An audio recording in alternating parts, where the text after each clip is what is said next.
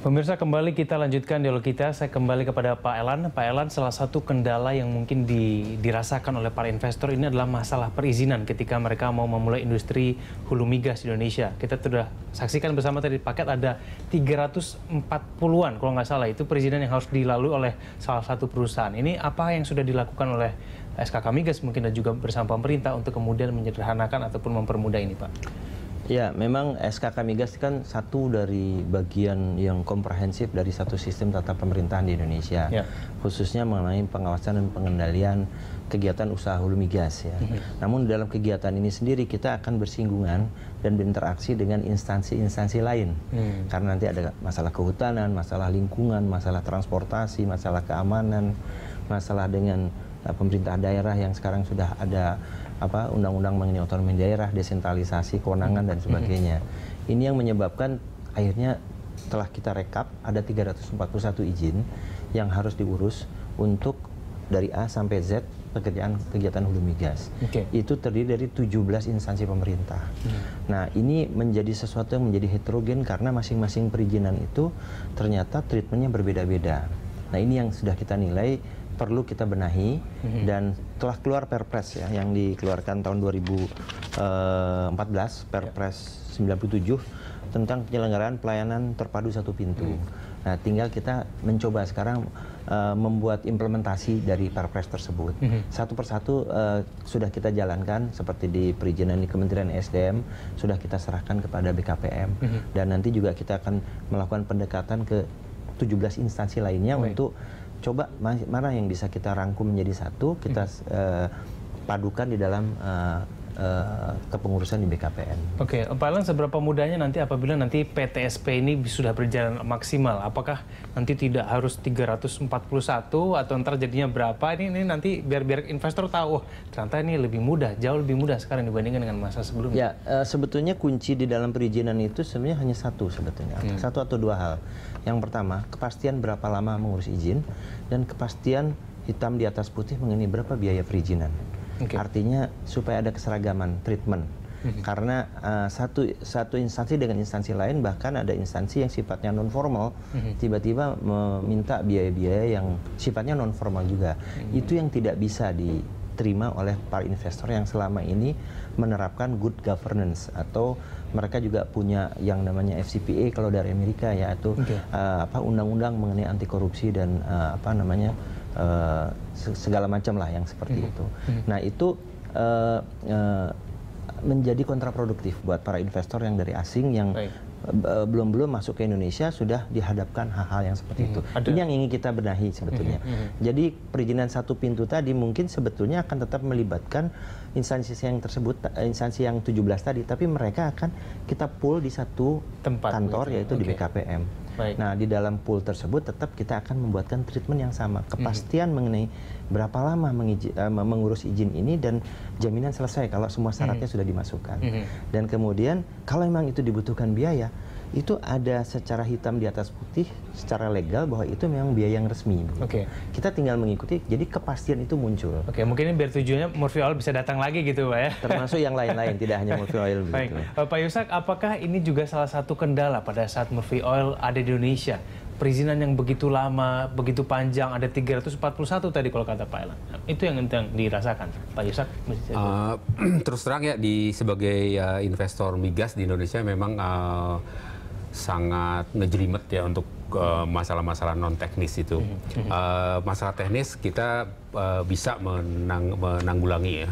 Masalah geologi, teknologi segala macam kita biasanya punya capability untuk menanggulangi itu. Memang untuk masalah yang non teknis ini seperti yang Pak Elan jelaskan, kendala, ya? Itu kendala kita menghabiskan waktu yang cukup banyak untuk masalah-masalah tersebut. Jadi ya salah satu kendala. Kalau sekarang ada rencana untuk sudah berlangsung ya PTSP, ini ada kemungkinan tidak ini nanti Murphy Oil kedepannya bisa kembali lagi ke Indonesia? Saya kira sangat mungkin sekali gitu, karena bulan lalu ketika kita pamitan dengan Pak Menteri dan Pak Kepala SKK Migas, Pak Amin ya, dan Pak Sudirman Said, kami menyatakan bahwa karena kegagalan kami bereksplorasi di Indonesia, kami akan menutup kantor eksplorasi. Tetapi semua kewajiban kami sebagai investor akan dipenuhi, dan itu sudah terbukti, sudah dipenuhi semua. Yang belum masih akan diselesaikan, itu menunjukkan niat baik kami. Yang pertama sebagai investor yang bereputasi baik ya, dan juga kemungkinan untuk datang kembali. Itu tidak menutup kemungkinan menurut kami.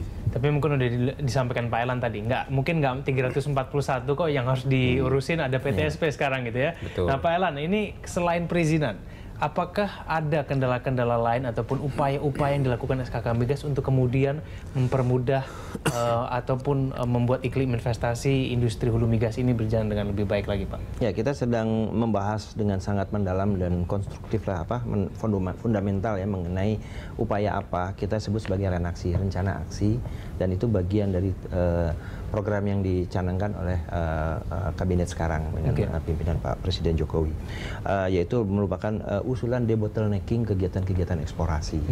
Jadi tadi di samping aspek-aspek perizinan, kita juga akan menyiapkan berbagai standarisasi biaya-biaya yang kepastian tadi, ditambah dengan aspek-aspek polisi kebijakan fiskal. Kebijakan fiskal ini apa? Banyak, seperti misalkan masalah leg spesialis untuk masalah-masalah kegiatan eksplorasi yang nanti hubungannya dengan masalah-masalah finansial, misalkan dengan perpajakan, biaya impor, barang-barang yang memang harus kita impor untuk sementara karena kita butuh rig yang memang tidak dimiliki oleh negara kita, misalkan itu.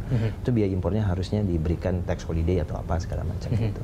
Nah, kemudian juga ada masalah ring fencing, masalah insentif eksplorasi, masalah-masalah geologic setting insentif, banyak yang sedang kita bahas untuk membuat satu rangkuman ini loh portfolio investasi di Indonesia mengenai industri hulu migas, dan nanti akan kita launching pada saat kita menyampaikan penawaran wilayah-wilayah kerja yang akan ditawarkan kepada para investor di seluruh dunia, bahwa paket kebijakan ini sudah dimunculkan, sehingga itu membuat mereka menjadi oh bagus ya, mari kita kembali lagi ke Indonesia untuk investasi lagi yang baru. Karena saya bilang tadi, kita sekarang sedang pada posisi agak susah karena global situation mengenai investasi migas lagi turun dengan turunnya harga minyak.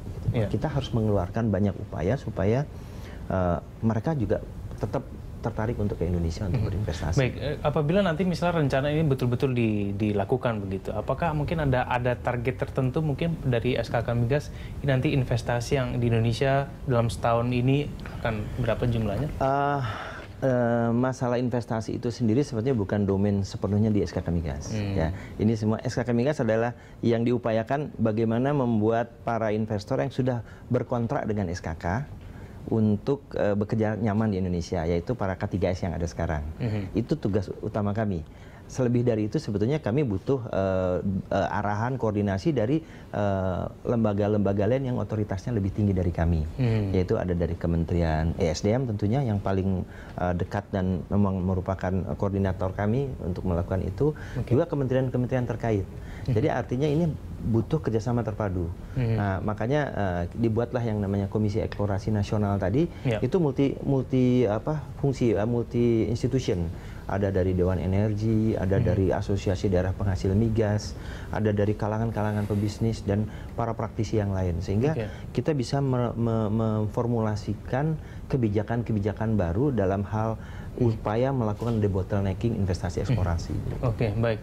Pak Yusak, kalau misalnya nanti Murphy Oil ataupun nanti perusahaan-perusahaan lain mau datang ke Indonesia gitu ya untuk melakukan industri hulu migas, apakah informasi yang didapatkan dari Pak Elan itu sudah cukup untuk apa ya? Untuk membantu, untuk mendorong para investor itu datang. Anda kan salah satu GM-nya waktu itu datang.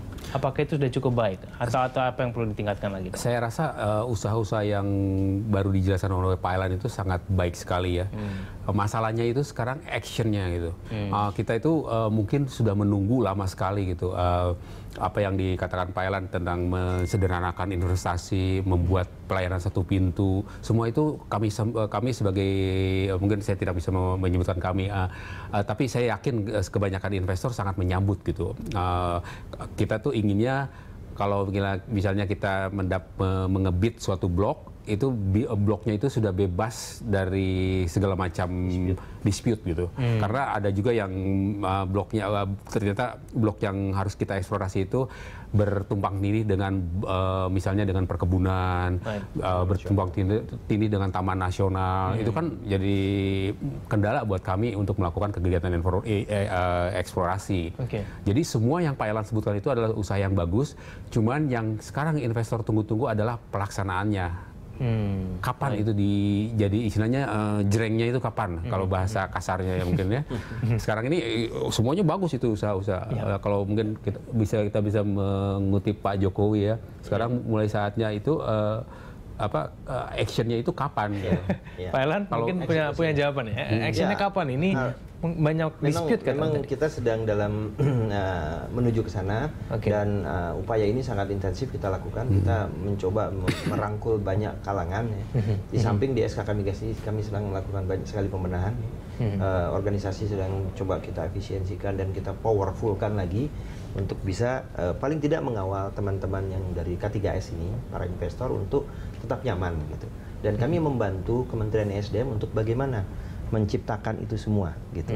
Eksekusi memang kuncinya. Jadi tapi kami butuh dukungan dari mitra-mitra kami atau stakeholder kami dari institusi-institusi lain. Makanya kalau kebersamaan ini kita jalankan dan pemahaman mereka mengenai pentingnya industri ini, karena ini kan menyangga 70% kebutuhan energi nasional ya. Hampir 70% itu energi nasional itu disokong dari minyak dan gas saat ini. Dan itu berarti kita harus menyiapkan ekuivalen sekitar 2 juta barrel ekuivalen per hari. Nah, itu tugas yang tidak mudah dan itu harus sustain terus sampai terus menerus. Artinya kita harus mencari cadangan-cadangan baru yang jumlahnya paling tidak sama dengan yang kita produksikan dalam 1 tahun. Nah, itu tidak mudah. Apalagi di tengah tantangan global seperti saat ini ya, Pak Elan. Baik, kita lanjutkan lagi nanti di segmen selanjutnya. Pemirsa, kami akan segera kembali. Tetaplah bersama kami di Lunch Talk.